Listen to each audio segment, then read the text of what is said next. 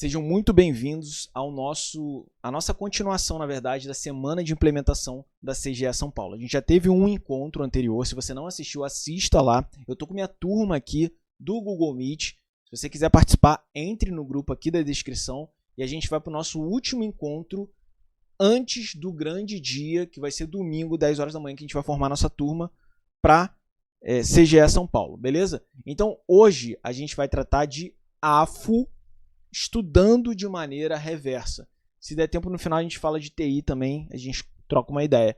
Mas o grande foco aqui vai ser AFO estudando de maneira reversa. O que eu vou fazer? Vou fazer um passo a passo com vocês de como é o meu estudo, tá? E como a gente vai aplicar essa metodologia no acelerador também. Então, todo o nosso estudo, a grande parte do nosso estudo, ele é baseado no TEC. Então, vai anotando. O TEC é esse site de questões que eu acho que quem estuda para a área fiscal de controle hoje, se você não conhece o TEC, realmente tem um gap ali do aprendizado, porque é o melhor site disparado de questões. Então, a gente vai trabalhar com o TEC, trabalhar com as nossas aulas ao vivo e trabalhar com também os nossos materiais escritos e o Anki. Então, a gente vai produzir Anki para a CGE São Paulo. Eu tenho certeza que vai ser um grande diferencial na preparação de vocês. Então, eu estou com o TEC aberto. Quem tem o TEC, abra o TEC. Quem não tem, pode acompanhar por aqui. Lembrando que ele tem uma versão gratuita que dá para fazer algumas questões por dia. Então, se você quiser se cadastrar para acompanhar a aula, não tem problema também, beleza? E aí, eu estou com o TEC aberto. O que eu vou fazer? Eu vou criar um novo caderno de questões. Vou vir aqui em AFO, Direito Financeiro e Contabilidade Pública. O TEC ele coloca todas as disciplinas juntas aqui. Então, pode dificultar um pouquinho para saber a diferença entre coisas de contabilidade pública e de AFO. Mas eu vou mostrar para vocês. E vou botar a banca FGV. Só para a gente tentar entender o que a FGV está cobrando nos últimos anos. Vou colocar ano 2025-24. Tem 1000 questões 2025-24. Vou colocar aqui a área de controle para ver se dá uma melhorada. Deu. Área fiscal, pronto. Então, aqui eu tenho 400 questões. Isso aqui é muito relevante já. 400 questões a gente consegue trabalhar bem. Eu vou botar só ensino superior e vou gerar o caderno para a gente entender a hierarquia de banca, que é isso que todos os cursinhos fogem. Mentoria, coach, todo mundo foge disso aqui de uma maneira absurda. Porque isso aqui é contrário à escala do produto. Então, coloquei em índice. E vamos dar uma olhada agora nessas 400 questões. Eu vou vir aqui em relevância somente assunto. E pronto. Temos aqui o que a gente chama de hierarquia de banca. É isso que mais importa para a gente. E aqui, evidentemente, eu falei que a gente tinha que ter um certo cuidado só para saber o que é tema de AFO e o que é tema de contabilidade pública. Esse aqui, por exemplo, é de contabilidade pública. Então, não vai ser importante para a gente hoje. Custos no setor público não vai ser importante para a gente hoje. Inclusive, lá na Cefaz Piauí, cara, caiu muito disso aqui em contabilidade de custos. Mas para a gente hoje não vai ser relevante. Então, eu vou excluindo aqui o que não é AFO. O que não é AFO. Isso aqui é contabilidade pública, MDF é um dos principais assuntos de contabilidade pública, balanço é contabilidade pública, escrituração. Beleza, já está bonito aqui para a gente dar uma olhada. Vou remover, finalizar a edição.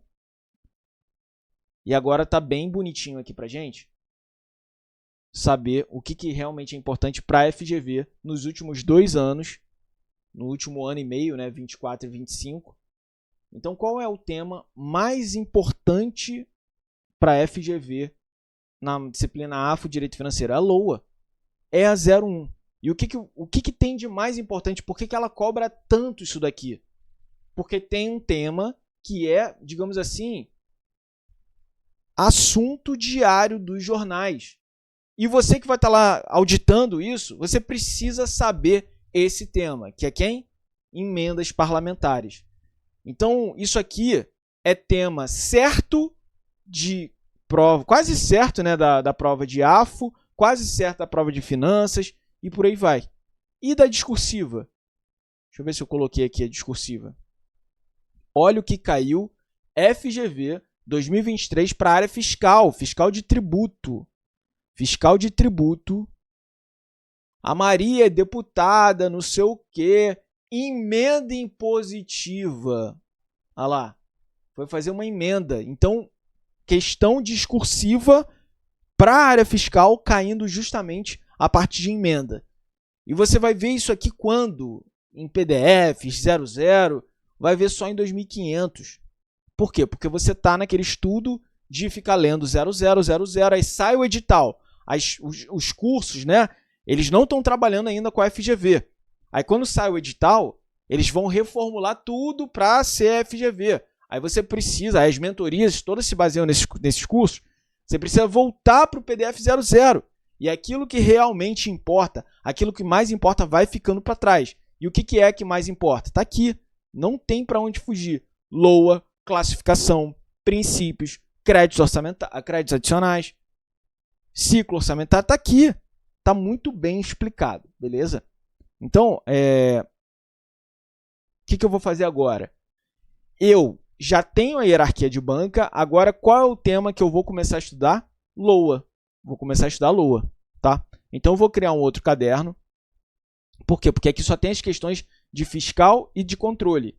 Eu quero todas de LOA. Então, são dois passos que a gente faz. O primeiro passo é decidir a hierarquia de banca. E o segundo, de posse da hierarquia, eu vou agora criar o meu caderno de LOA. LOA, banca FGV, ano 2025. Tem questão? Tem 10 questões de 2025 da FGV de LOA. A maioria, muito provavelmente, vai ser, evidentemente, de emenda. Eu vou tirar aqui as que foram anuladas, desatualizadas, nada. Então, continuar com essas 10. Temos aqui 10 questões de LOA. Beleza? O que eu vou fazer? Eu vou escolher aqui, ó, vou colocar índice e vou botar ordenar por dificuldade. Eu não sei se dá para enxergar aqui. Ordenar por dificuldade. Por quê? Porque aqui vai permitir que você suba uma escadinha, tá? Então, a gente vai subir uma escadinha. Belezinha? Aqui, ele já começa falando de quê? De emenda. Então, vamos começar a abordar a emenda e relembrar alguns tópicos onde a gente consegue encontrar emenda, lá na Constituição Federal. Então, vocês vão me ajudando aqui a lembrar o ciclo orçamentário. Então, você tem o Poder Executivo elaborando a lei orçamentária anual. Então, o Poder Executivo vai imputar ali, vai colocar o seu DNA na LOA. E o que é uma LOA propriamente dita? Deixa eu ver se eu saio disso aqui. Deixa eu abrir só o meu OneNote para a gente ir desenhando. Deixa eu abrir outro aqui. Tá. O que é uma LOA propriamente dita? Nada mais é do que um bloquinho onde você vai prever as suas receitas. Se fosse na sua casa, olha, eu vou receber receita de aluguel, eu vou receber o meu salário, eu vou receber uma doação, eu vou receber não sei o quê. Se fosse na tua casa, no órgão público, é a mesma coisa. Eu vou receber isso, mas você não sabe exatamente o que você vai receber. Então, você vai fazer uma previsão, tá, das suas receitas. E do outro lado, essa aqui é da receita. E do outro lado, eu vou fixar as minhas despesas. Então, aqui eu tenho uma certeza um pouco maior. Aqui eu vou gastar com o carro, eu vou gastar com casa, eu vou gastar com o colégio do filho, eu vou gastar com o médico, eu vou gastar com não sei quem. Eu fixei minhas despesas. Então, isso aqui é um micro da sua casa, mas você pode levar isso para o órgão público também, beleza? Então, você vai fazer a previsão das suas receitas e vai fixar a sua despesa. Isso aqui é o orçamento público propriamente dito, tá? Quem vai elaborar esse orçamento vai ser o Poder Executivo, vai ser o governador, vai ser o presidente, e eles vão enviar para quem? Vão enviar lá para o Poder Legislativo. Então, em âmbito estadual, vão enviar para a Assembleia Legislativa. Em âmbito federal, vão enviar para a Câmara dos Deputados. ir para o Senado, ou seja, para o Congresso. Então, o Poder Legislativo vai recepcionar esse texto, beleza? E vai enviar para uma comissão mista orçamentária. Mista por quê? Porque tem deputados e senadores. Então, essa comissão, que não é a totalidade dos deputados e senadores, por quê? Porque é uma comissão. Não dava para ficar todo mundo, os 513 deputados, mais os 81 senadores, juntos lá, discutindo o orçamento. Previamente, não ia dar certo. Então, eles fazem uma comissão que é um pouco mais reduzida e eles vão discutir todos os assuntos dessa lei orçamentária. E é nesse momento que a gente vai começar a emendar esse texto orçamentário. Então, isso aqui, ó, vai ser anulado, a gente vai tirar isso aqui e vai colocar uma nova despesa aqui. Aqui eu vou tirar e vou colocar uma nova despesa. Então, o que eu estou fazendo? Eu estou modificando a lei orçamentária em âmbito legislativo, dentro da minha comissão. Então, vai ter votação para aprovar e tudo mais, e aí a gente vai ter um texto substitutivo, e aí sim esse texto substitutivo vai sair da comissão e aí vai para o plenário, para todo mundo votar o orçamento, podendo atrasar e tudo mais. E aí, se atrasa o orçamento, o que acontece? Porque aqui o Poder Executivo ele vai consolidar os orçamentos autônomos de outros poderes e órgãos, por exemplo, do Ministério Público. Então, se o Ministério Público envia com problema, o que acontece? Tudo isso a gente vai discutir dentro do acelerador ao longo dos nossos 40 encontros, ao longo das nossas 80 horas, beleza? Então, esse é o processo, tá? Esse é o processo orçamentário, é uma historinha bem tranquila de entender. E aqui, eu tenho despesa, e aí já podemos abrir a nossa Constituição. Eu botei aqui no texto das emendas, ó. Eu peguei a Constituição e peguei tudo de emenda e coloquei aqui, ó. Eu fui extraindo, eu fiz uma extração do texto da Constituição no que tange a emenda, para facilitar a nossa análise. Beleza? E aí eu venho aqui no artigo 66, ele fala o seguinte, as emendas serão apresentadas na comissão mista, acabamos de falar dessa comissão, que sobre elas emitirá parecer e tudo mais, na forma regimental, pelo plenário das duas casas. Beleza? Então, já sabemos dessa historinha toda. As emendas ao projeto de lei podem ser aprovadas se forem compatíveis com o PPA e com a LDO. Ou seja, tem que ser compatível com o PPA e com a LDO, que são outros instrumentos orçamentários. Tá? Esse aqui é um instrumento de planejamento estratégico. O PPA é um instrumento de planejamento estratégico. Por que eu estou falando isso? Porque a FGV colocou uma questão, se eu não me engano, foi 2025 ou 2024, falando o seguinte, na alternativa A LOA precisa ser compatível com um planejamento estratégico. Aí a pessoa começa a tremer na base, né? Peraí, não, tem que ser compatível com o PPA. Mas o PPA é um planejamento estratégico. Então não tem erro falar isso. Não tem problema mudar. E a FGV mudou agora. Ela chamou de planejamento estratégico. Então tem que ser compatível com o PPA e com a LDO. A LDO traz diretrizes para a LOA. Cuidado aqui que a FGV agora está gostando de colocar ou aqui. Então tem que ser compatível com o PPA ou com a LDO? Não. Tem que ser compatível com os dois, evidentemente. Então, senhores deputados e senadores, a primeira missão de vocês você vai emendar um texto de lei orçamentária? Vai. O que é emendar? Fazer aquelas modificaçõezinhas que a gente estava falando aqui. Ó. Vou anular essa despesa e vou colocar uma nova. Se você for anular, primeira coisa, e colocar uma nova, primeira coisa que você precisa analisar. Deixa eu ver que estão me ligando aqui, não sei se não é nada. Ah, tá. Então, a primeira coisa que os senhores deputados e senadores precisam analisar é compatível com a LDO e com o PPA? Cheque. Deu esse cheque aqui, vamos para o segundo. Você precisa indicar os recursos. De onde vai sair essa grana?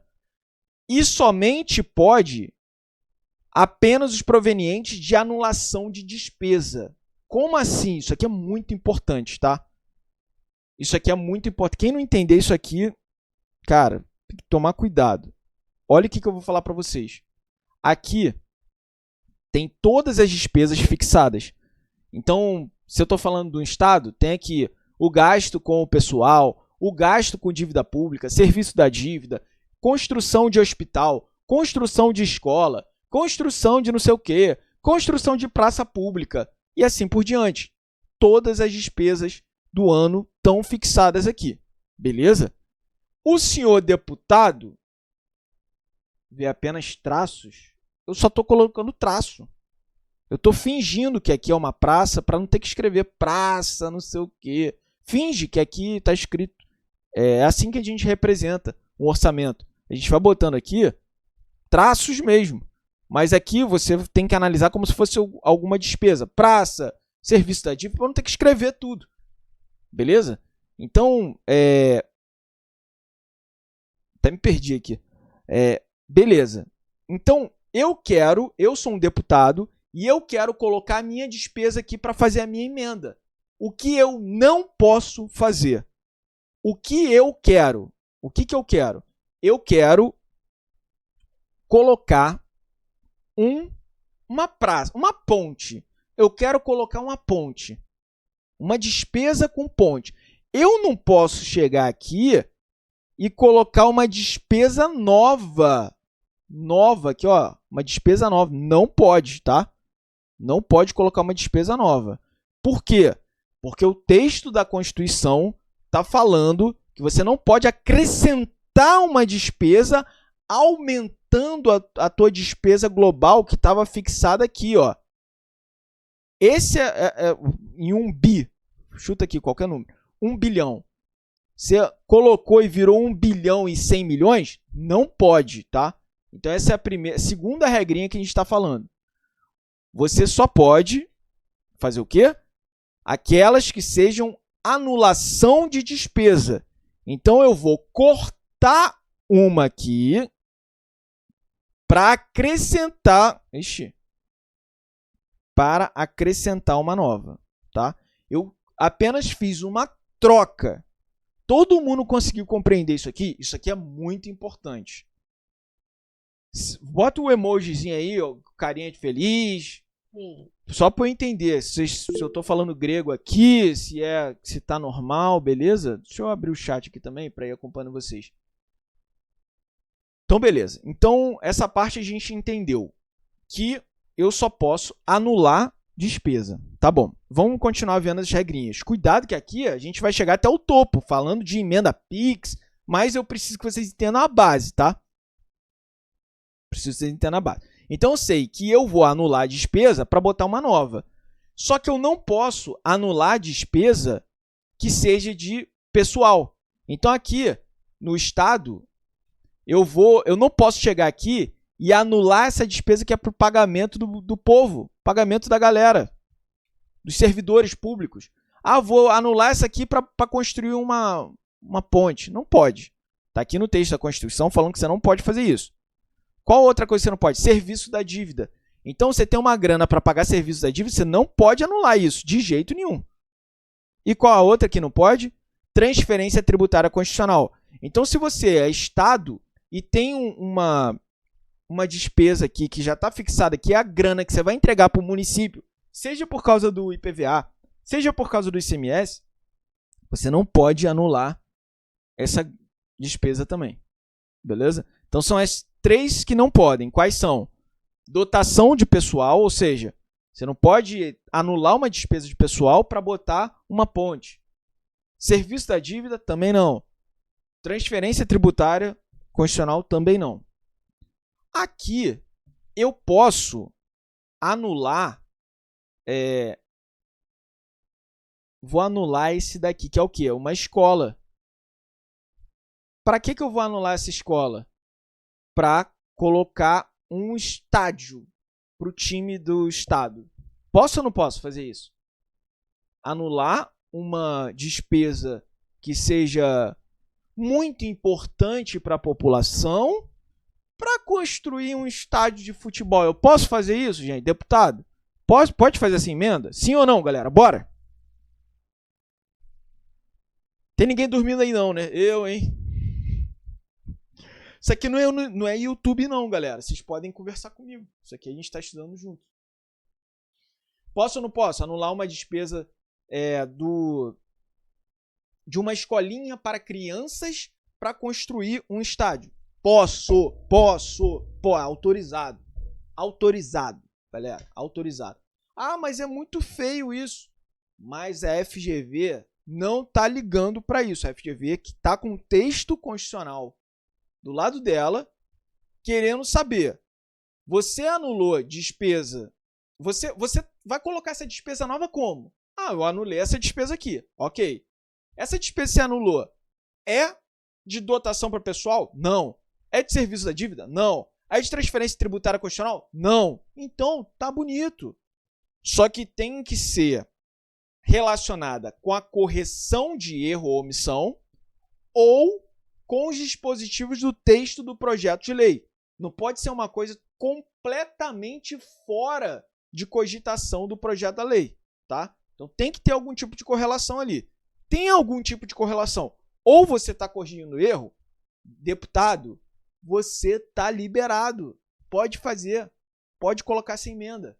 E aprovando o texto substitutivo no plenário, vai ser uma emenda impositiva. E aí, quando eu falo de impositiva, abre um outro mundo de possibilidade de cobrança da FGV. A palavra autorizativa versus impositiva é o que a FGV mais ama. Por quê? Pensa comigo, vou fazer os traços de novo, mas isso aqui é como se fosse um monte de receita que tu tá aqui prevendo e aqui um monte de despesa que você está fixando. É só traço, não estou escrevendo nada, tá? Beleza. Vamos lá. Então, eu tenho de um lado as receitas que eu estou prevendo e as despesas que eu estou fixando aqui. Belezinha? Então, vamos voltar para a emenda. Cara, esqueci. O que eu ia apresentar mesmo? Ali? Nem lembro mais. Você estava falando de autorizativo Ah, tá. Putz. e positivo. Galera. Beleza. Foi o vinho que eu tomei. Porra, eu tomei um vinho ontem. Desculpa, galera. Era isso aí. Eu tomei um vinho ontem aqui. Então, qual que é a diferença entre autorizativa e impositiva? O orçamento, antigamente, era cada vez mais autorizativo. Ou seja, o Poder Executivo elabora esse orçamento, vai lá para o Legislativo, tem mudança, o deputado aqui vai colocar a praça dele, a ponte dele.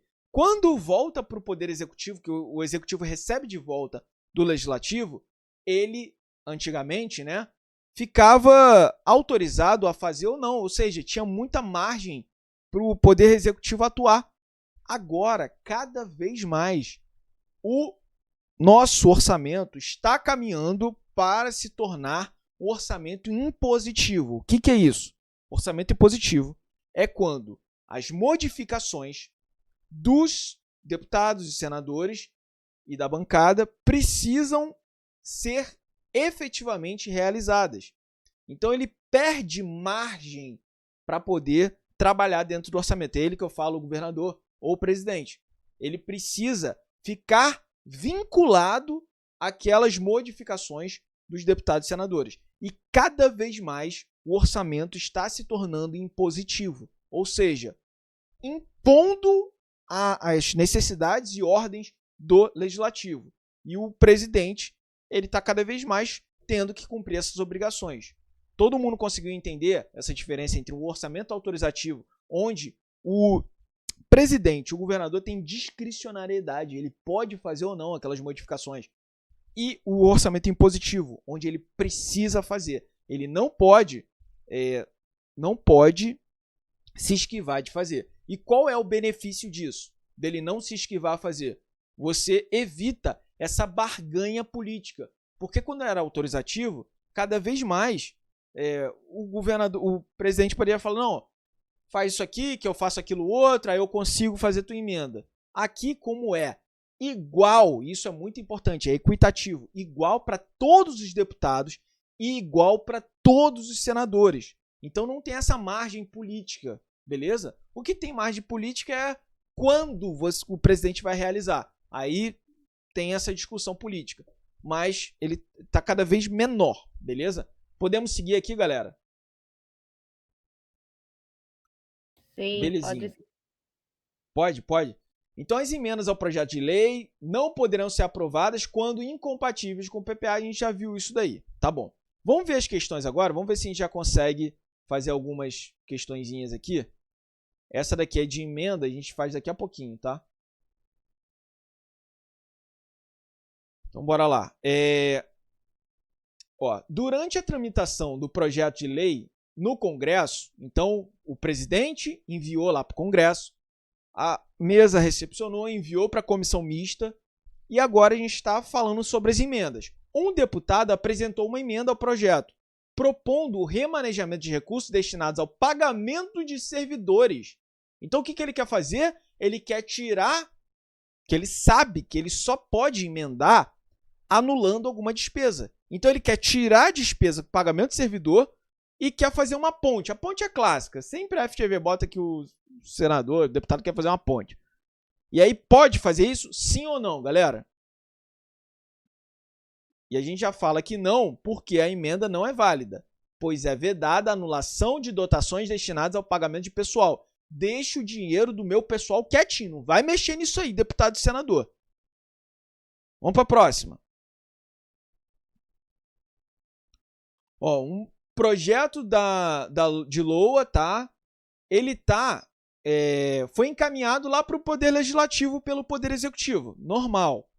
Na mensagem lá que encaminhou, está esclarecido que o orçamento de investimento das empresas em que o ente, direto ou indiretamente, detém a maioria do capital social com direito a voto, bem como o orçamento de Seguridade Social, será encaminhado individualmente por meio de outros projetos. Diante desse cenário, sob esse procedimento, assinale a correta. Vamos lá. Viola a regra constitucional de que o orçamento de Seguridade Social deve integrar a lei de diretrizes orçamentárias.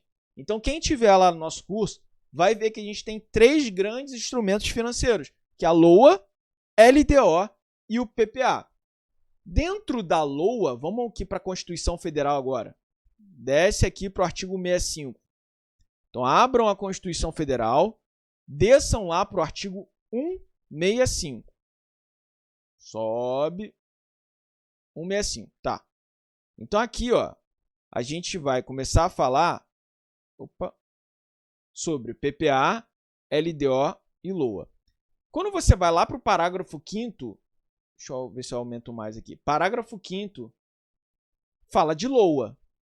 E a LOA tem o orçamento fiscal, de investimento e da Seguridade Social. Então, não são necessariamente 3 orçamentos distintos, porque o orçamento tem um princípio chamado unidade, ou seja, eu não posso fazer um orçamento para o Ministério Público, outro orçamento para não sei o quê, orçamento para a fundação, orçamento... Não, eu preciso ter um orçamento. Porém, esse orçamento, ele pode ter subdivisões. Então, eu tenho uma subdivisão chamada orçamento fiscal, de investimento, e outra de Seguridade Social.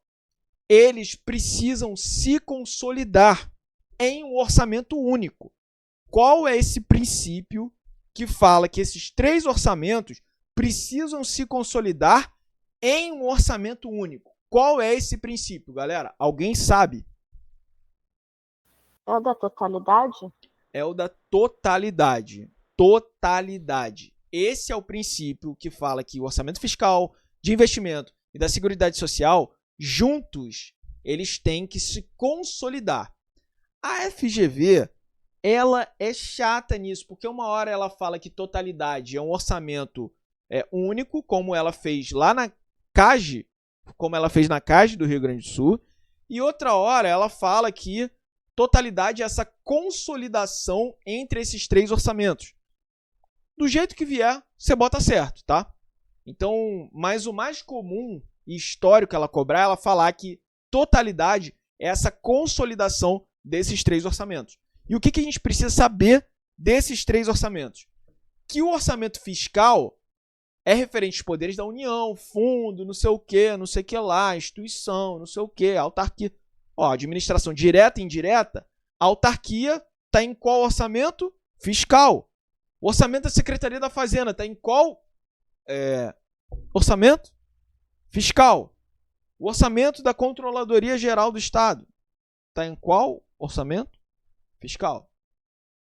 A CGE é Poder Executivo, Legislativo ou Judiciário? A CGE faz parte, é um órgão de qual poder? Executivo. Cuidado que não é porque é controle que vai ser do Legislativo. Tem que ficar ligado nisso aí, mas isso aí é outra pegada. Tá bom. Agora falando desses orçamentos, cara, tá em dúvida, joga no orçamento fiscal, que é o mais poderoso, né? E o que você tem que ter cuidado? Orçamento de investimento, quem vai estar aqui dentro do orçamento de investimento? Empresas que a União, direto ou indiretamente, detenha a maioria do capital social com direito a voto, tá? Então, eu os convido agora a abrir a Lei de Responsabilidade Fiscal, só para a gente lembrar de um detalhe. A Lei de Responsabilidade Fiscal, no artigo 2º, ela fala o seguinte: uma empresa controlada, o que é uma empresa controlada? É aquela sociedade cuja maioria do capital social com o direito a voto pertence direta ou indiretamente a ente da federação. Essa empresa controlada, ela vai estar no orçamento da Seguridade Social, fiscal ou de investimento. Valendo. Qual dos 3 essa empresa controlada vai estar? Investimento? A empresa controlada vai estar, as despesas com a sua empresa controlada, e qual despesa, por exemplo? Muito assunto desconhecido? Então, essa aqui já é uma aula mais para a galera que já está um pouco mais na batida da área de controle. Eu estou tentando pegar bem, porque assim, essas coisas que eu estou explicando aqui, a galera da área de controle já almoçou com farofa, assim. Eles estão fazendo uma revisão básica.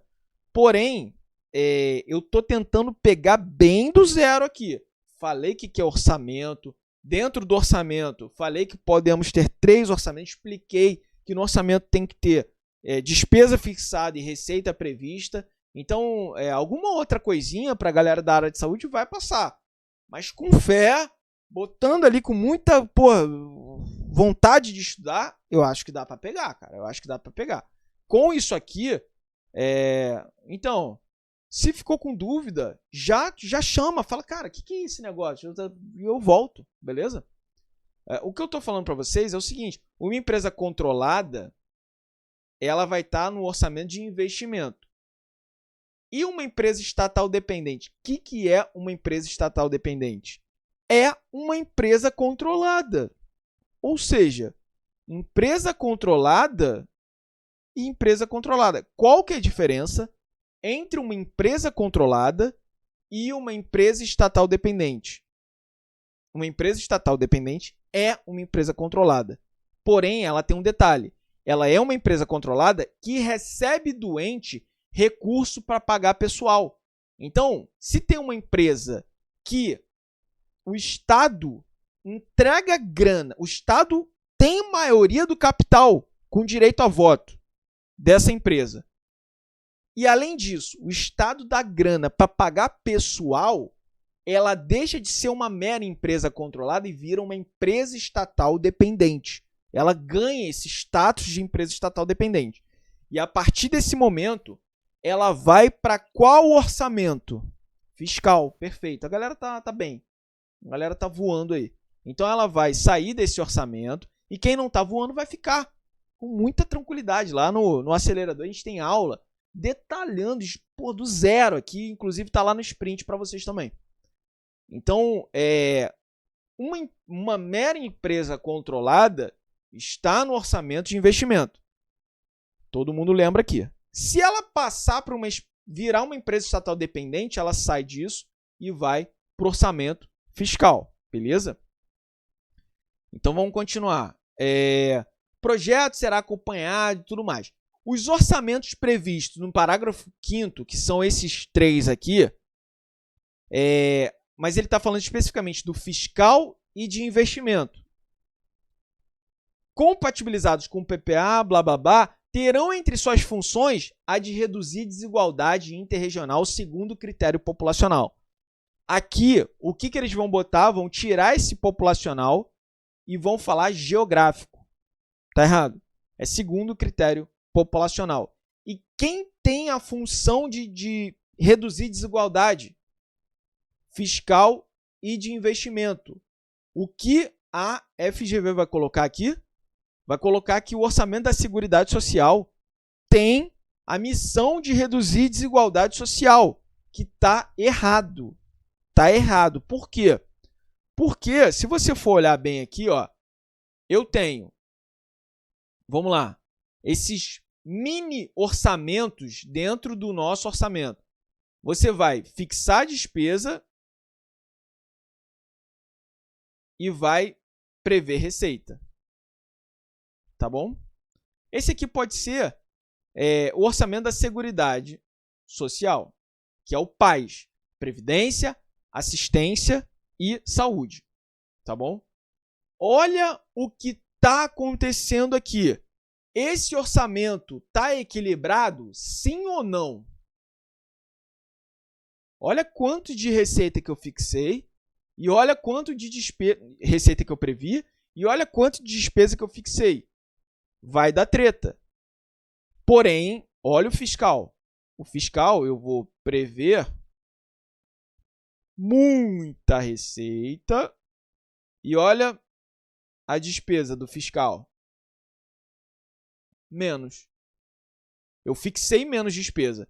Então, essas despesas aqui, elas vão ser financiadas com qual grana? Com a grana do orçamento fiscal. Então, isso aqui nada mais é do que esse critério, beleza? Então, não é a Seguridade Social que tem esse objetivo de reduzir essas desigualdades, tá bom? Todo mundo entendeu? Ninguém vai errar isso na prova, hein? Eles vão botar que o orçamento da Seguridade é o orçamento que vai reduzir desigualdade segundo o critério populacional. Tá errado. E eu falo para vocês que eles cobram muito isso daí. Vamos ver aqui, ó. Orçamento, não sei o que, viu? Vamos ver se ele botou aqui. Vamos terminar, vamos fazer essa questão aqui. Vamos fazer essa questão. Então, ó, viola a regra constitucional de que o orçamento da Seguridade deve integrar a LDO. Não, orçamento de Seguridade, orçamento de investimento e orçamento fiscal devem integrar quem? A LOA. Cuidado que eu tenho 3 tipos de instrumentos financeiros conhecidos. LDO, LOA e PPA. Não atende à regra constitucional de que a LOA compreenderá também o orçamento de investimento e o orçamento de Seguridade Social. Então, é exatamente isso. Então, o que ele está falando aqui? Que ele quer encaminhar individualmente por meio de outros projetos que não a LOA. Olha que loucura! Ele quer enviar o orçamento da Seguridade Social através de um projeto de lei qualquer, sem ser da LOA. Ele está subdividindo, mas até mesmo na peça orçamentária. Ele quer uma lei à parte. Isso não pode. Isso tem que ser, pelo princípio da totalidade, consolidado na LOA. Então isso aqui é loucura. Vou encaminhar individualmente o orçamento da Seguridade. Não, não pode. Todo mundo entendeu isso daí? Posso passar? Beleza. Tá, e aí a gente continua agora falando da emenda. Já tá chegando no final, tá, galera? Para quem já quer dormir, para quem já tá chegando no finalzinho, eu vou só falar das emendas. A gente faz a nossa discursiva e finaliza por hoje, tá? Porque hoje é só uma pílulazinha para vocês entenderem como é a pegada. Fala, Zé! Pode abrir aí e mandar brasa. Professor, rapidão. Tá ouvindo? Tô ouvindo, pode falar. Beleza. Para fins de FGV, a gente pode considerar princípio orçamentário da unidade e totalidade a mesma coisa? Ou não? Porque eu vi em alguns lugares explicam que a unidade é mais antigo, a totalidade seria a evolução, né, dessa Tá. consolidação. Vamos só fazer um parêntese no que a gente está em emendas parlamentares, porém, o nosso colega trouxe uma dúvida que é muito boa. Então, o que eu vou fazer? Eu vou entrar aqui nas nossas questões aqui que a gente tinha. Eu vou em princípios. Cadê? Princípios orçamentários. É o terceiro assunto mais importante para a FGV. Eu vou clicar em princípios orçamentários. E aí, a primeira questão cobra exatamente o que você está falando. Ele trouxe o princípio da totalidade.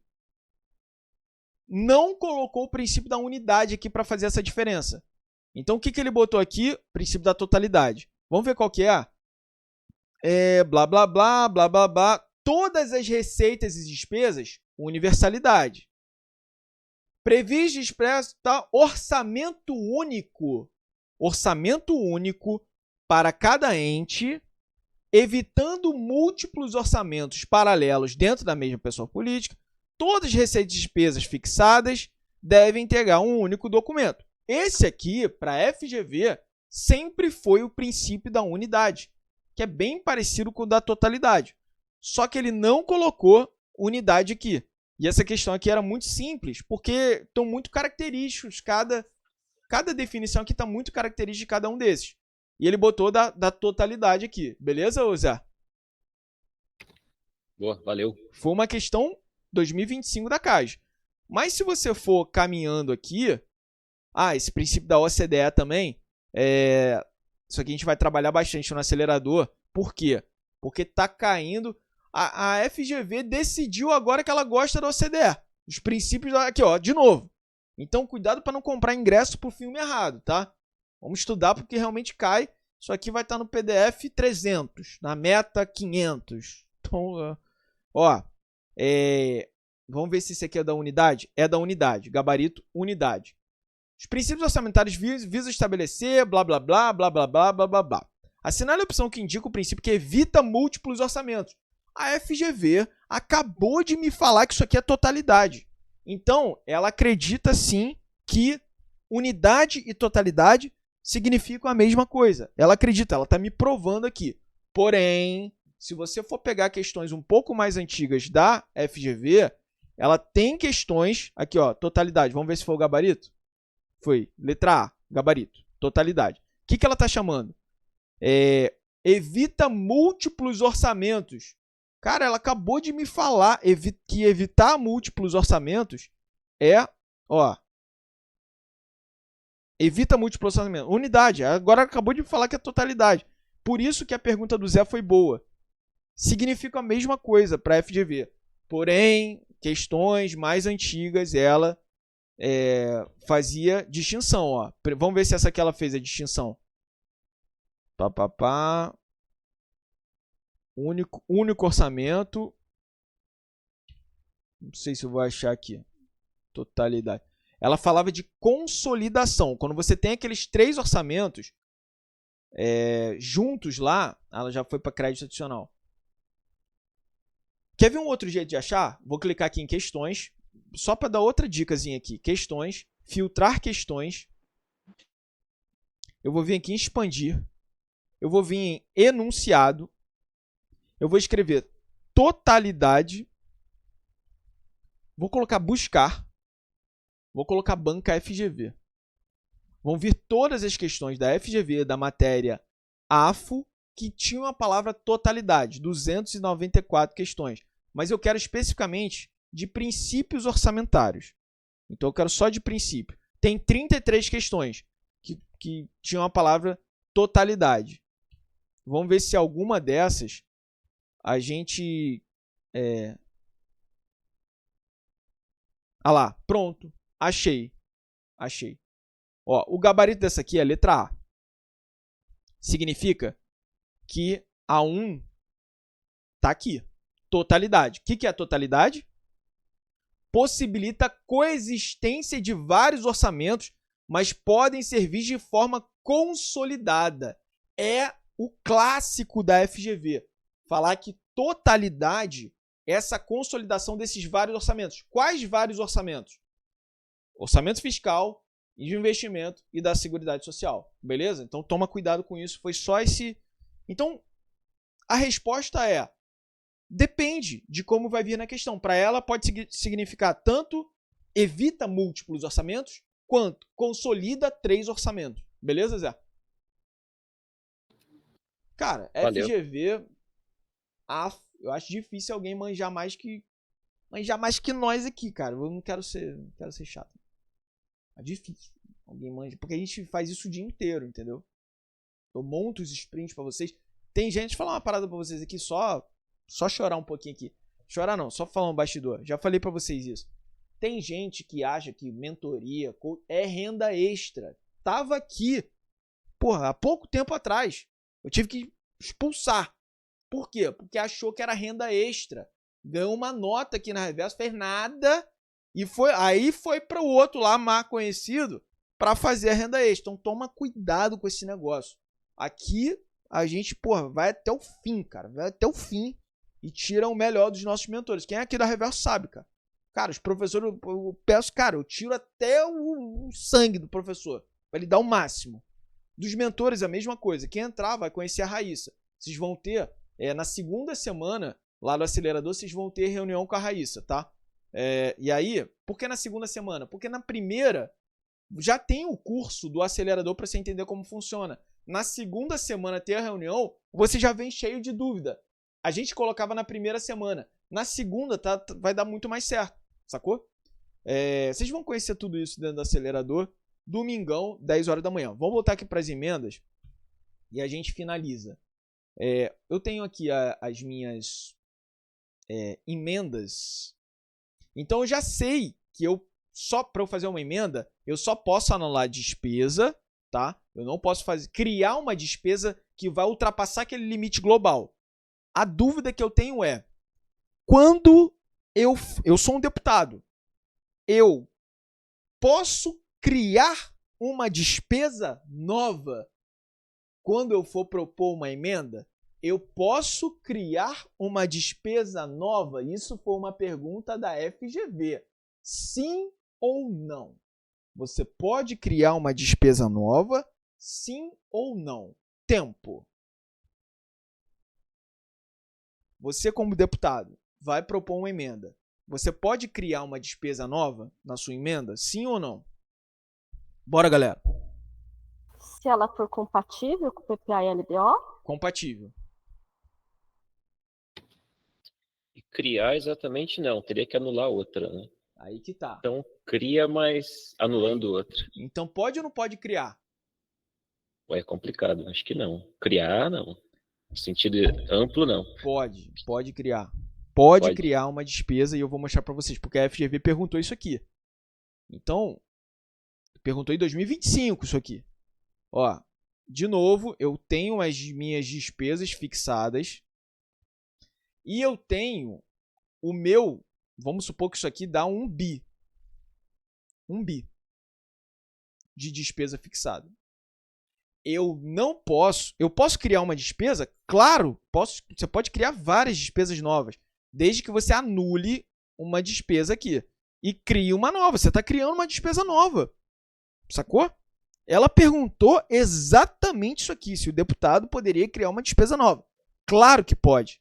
E ele só consegue fazer emenda criando despesa nova, porque ele vai anular uma que existe. Beleza?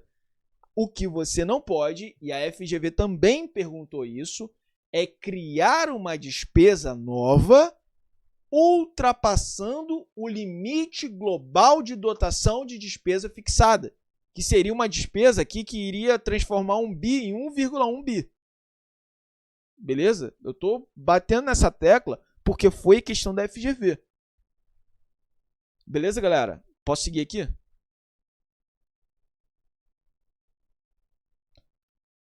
Tá bom, então eu criei despesa e tudo mais, e aí eu tenho, por exemplo, 513 deputados, tenho 81 senadores, e agora eu vou saber quanto cada um vai ter de possibilidade de fazer de emenda que seja impositiva, porque é a emenda que todo mundo está olhando. A emenda impositiva é aquela importante, por quê? Porque é aquela que vai ser efetivamente realizada. É a ponte que tu vai fazer, é a grana que tu vai dar lá para a prefeitura do teu município que vai te eleger. A verdade é essa. Então eu vi no ônibus aqui, não vou falar o deputado não, até meu parceiro o deputado aí, gente boa, mas tava lá no fundo do ônibus. Eu trouxe não sei quantos milhões para São Luís. Como se fosse uma coisa que não fosse a obrigação, ou não é a obrigação, mas já tá lá. Ele pode fazer isso. Por quê? É uma emenda impositiva. Então, não fez nada demais, assim, politicamente. Conseguiu, trouxe. Bom deputado, sei lá, também. Vou falar que é bom aí daqui a pouco. Então, já passamos dessa fase aí. Emenda individual ao projeto de lei será aprovado no limite de 2% da receita corrente líquida do exercício anterior ao do encaminhamento do projeto, observado que a metade... Pô, a gente precisa destrinchar isso daqui, ó. Eu vou pegar o 9 e o 9A. Isso aqui é uma das coisas mais importantes... Isso aqui é uma das coisas mais importantes que a gente vai trabalhar dentro do nosso projeto, tá? Eu vi alguém falando que AFO caía pouco no edital da CGU.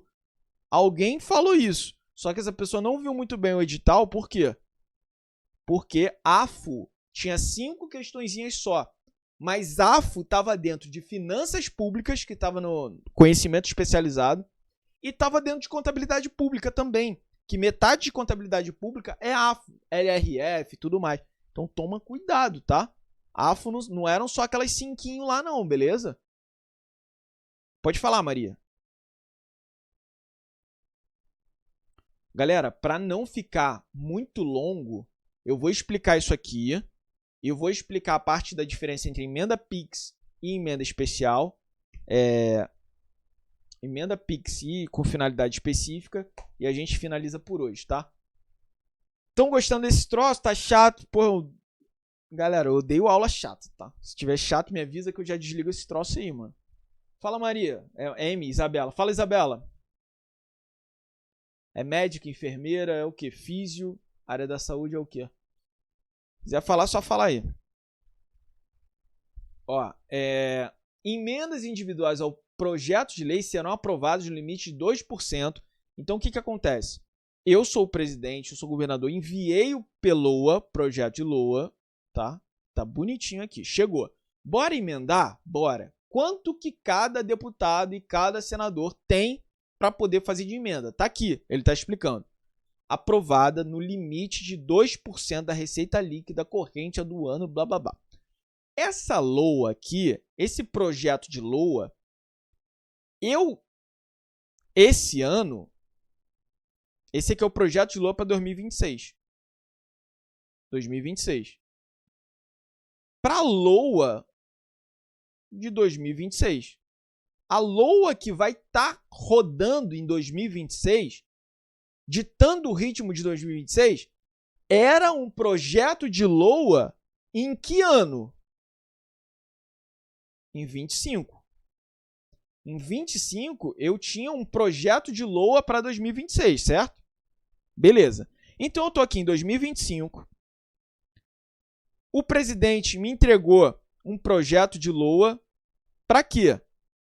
Para a LOA de 2026. Beleza. As emendas, blá, blá, blá, serão aprovadas de 2% da receita corrente líquida. Receita corrente líquida é um tema que a gente vai abordar lá na LRF. Depois a gente fala sobre isso. De quando que eu tenho que olhar para essa receita corrente líquida? No exercício anterior ao do encaminhamento do projeto. Então, eu encaminhei o projeto de LOA 2026 em que ano? Em que ano eu encaminhei o PELOA de 2026? Que vai ser executado em 26. Em que ano que eu encaminhei esse PELOA, galera? 25. Eu encaminhei o PELOA em 25. Então, ele está falando que eu vou pegar a receita corrente líquida do exercício anterior ao do encaminhamento do projeto. Então, eu vou pegar de 2024 a receita corrente líquida. Beleza? Eu vou botar aqui 1 milhão para não ficar muito difícil. Nosso trampo. Vou botar 100 mil para ficar mais fácil ainda. Foi a receita corrente líquida. Tá? 100 mil foi a receita corrente líquida de 2024, que é justamente a receita corrente líquida que eu vou olhar para trabalhar minhas emendas aqui. E aí eu peguei esses 100 mil e 2% disso vai ser para emenda individual. Então, desses 100 mil, 2 mil vai ser para emenda, tá? E aí, desses 2 mil, 1,55% disso vai ser para os deputados. Então, 1,55% disso vai ser para deputado. E 0,45% vai ser para os senadores, tá bom? Se eu abrir uma calculadora aqui, calculadora, pronto. Bota aqui esses 2 mil, multiplica por 1.000 aqui e bota 2 milhões, tá? E ali bota 1K a mais aqui. Pronto, para facilitar a nossa vida. Pronto. 2 milhões. Desses 2 milhões que vão ser de emenda, 1,55% disso, que é quanto? É isso aqui. 1,55% disso, 31 mil vai ser para... Opa, não, desculpa. É 1,55 de 2 milhões. Do orçamento inteiro, desculpa. 100 milhões. Vocês entenderam a treta aqui? Eu tenho 100 milhões. 2% disso dá 2 milhões. Mas eu não quero 2% completo. Eu quero só 1,55% disso. Dá 1.550.000. Sacaram aí? 1.550.000 vai ser para deputado. Beleza? E 450.000 para senadores. Entenderam esse cálculo aí?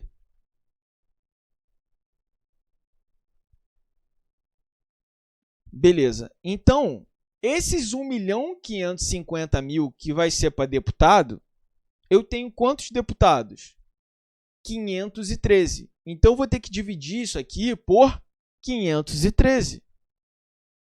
Vai dar 3 mil para cada deputado. 3 mil. Pensa em 3 milhões, 3 mil, enfim, vocês entenderam ali como funciona essa metodologia. Vai dar 3 mil para cada deputado. É um princípio do equilíbrio. Todos os deputados vão ter a mesma quantidade de valor de emenda, tá? 3 mil e pouco. Senador tem só 0,45%. Deputado, 1,55% dos 2%.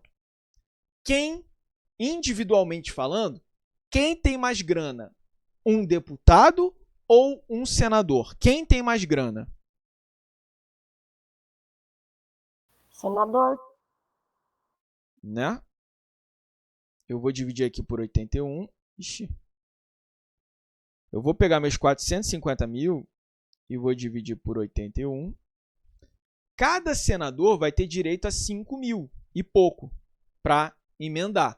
Então, apesar do percentual para o senador ser menor, como eu só tenho 81 senadores, a grana para os senadores individualmente vai ser maior. Espero que vocês tenham entendido isso aqui. Se vocês não tiverem entendido, a gente tem aula lá na biblioteca detalhando assim isso aqui passo a passo. A Kátia, não sei se tu lembra dessa nossa aula que a gente detalhou isso lá, lembra, Kátia? Tá lá gravado na biblioteca, bem esmiuçado aí para vocês. E aí, beleza, entendemos como funciona a emenda. Então, cada senador vai poder dar 3 mil ali, fazer aquelas modificações, 3 mil. Bota 3 zero a mais, 3 milhões. Bota mais a mais, 30 milhões. Pensa assim, 30 milhões. Cada senador, cada deputado, 30 milhões para anular a despesa e colocar uma emenda. E deputado vai ter 50 milhões. Então, o que é importante aqui? Esses 2%. Isso aqui é importante, tá? Esses 2%. Que cai demais. E aí, o que tem de interessante aqui? O artigo 166A. Esse 166A é muito relevante, porque eu fiz minha emenda. Eu, deputado, tenho 30 milhões lá para fazer modificação no orçamento.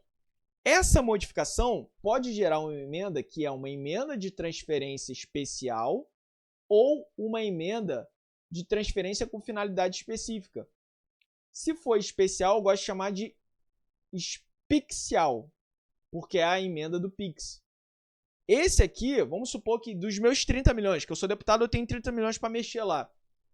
10 milhões vão ser de emenda de transferências PIX especial. Eu vou pegar esses 10 milhões e vou transferir para a prefeitura. Para a prefeitura fazer o que bem entender com essa grana. Então isso tem que tomar muito cuidado. Essa emenda aqui, especial, por que essa com finalidade específica definida, com finalidade definida, a gente fica mais tranquilo. A gente, controladoria, fica mais tranquilo. Isso aqui é muito importante para a gente. Então, por quê? Finalidade definida, a gente já sabe para onde o dinheiro vai, tem prazo, tem tudo. O do PIX foi para onde esse dinheiro? Essa do PIX é o que está sendo discutido pelo STF, está sendo discutido pelo TCU o tempo inteiro, a gente tentando entender para onde vai, porque isso aqui é um antro para corrupção, essa transferência do PIX especial. Por quê? Porque essa transferência especial, transferência especial, você repassa diretamente à prefeitura, independente de convênio, ou seja, você não vai nem cobrar. E vai pertencer ao ente federado, ou seja, é uma grana que já vai para a prefeitura e vai ser aplicada em programa específico e tudo mais. Então essa do PIX, transferência especial, é um trampo isso aqui, beleza? Olha o que ele fala. Essa do PIX pode firmar contratos de cooperação para acompanhar a execução. Pode? Cara, isso aqui tinha que ser uma obrigação. Tinha que ser, olha, você vai receber esse PIX, mas a gente vai acompanhar esse troço, vai ter conta, vai ter o que for para acompanhar isso aqui. E aqui no parágrafo 3º, ele fala que pode firmar contrato. Então tá muito jogado isso aqui ainda. E essa com finalidade definida tá muito mais poderosa de meios de você ver o que vai acontecer com o dinheiro. Por quê? Porque é um dinheiro carimbado, vinculado à programação estabelecida e aplicado em área de competência constitucional da União. É um dinheiro que precisa ser aplicado em alguma área que seja de competência da União. E a do PIX? De competência de quem? Lembra que tem a do PIX, que é aquela que tá meio jogada? Quem lembra aqui, ó? Essa aqui é a do PIX, transferência especial. Essa aqui, transferência com finalidade definida. A do PIX vai ser para competência do município. O município pode gastar o que ele quiser, que seja da competência dele. E essa aqui, não, a de baixo não. A de baixo só pode ser gasto com coisas de competência da União, que é o que é falado aqui. Aplicado somente na área de competência da União. E aqui ele fala ainda, pelo menos 70% das transferências do PIX especiais deverão ser aplicadas em despesas de capital. Ou seja, o que é despesa de capital? É aquela que constrói um patrimônio público. Ou seja, vai construir um hospital, vai construir uma ponte, vai construir uma escola, basicamente vai construir alguma coisa, vai fazer uma obra, despesa de capital. E a despesa corrente é um dinheiro que ele meio que você não tem o retorno imediato dele, ele é não efetivo, entendeu? Desculpa, ele é efetivo, né? Então a despesa aqui, a grana vai embora. Então pelo menos 70% desse Pix aqui tem que ser para você construir alguma coisa, beleza? Galera, de posse dessas informações, vocês conseguem, eu vou deixar de dever de casa aí para vocês, que a gente se estender um pouco mais, vocês conseguem triturar essa questão aqui, que caiu lá na prova do Mato Grosso, prova de fiscal, que justamente vai falar dessas diferenças. Aqui um colega botou aqui até o gabarito da banca e o que você tinha que responder para ganhar a totalidade dos pontos. Aí ele botou, ó, os dois meios passíveis para fazer essa emenda individual impositiva é a do Pix e a com finalidade definida.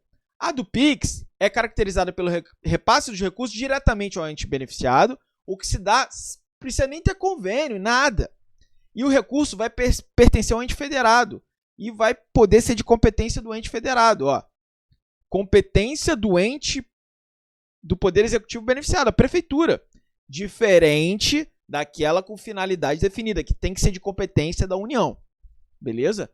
Lembrar do percentual mínimo em despesa de capital do Pix. Quantos por cento no mínimo? 70%.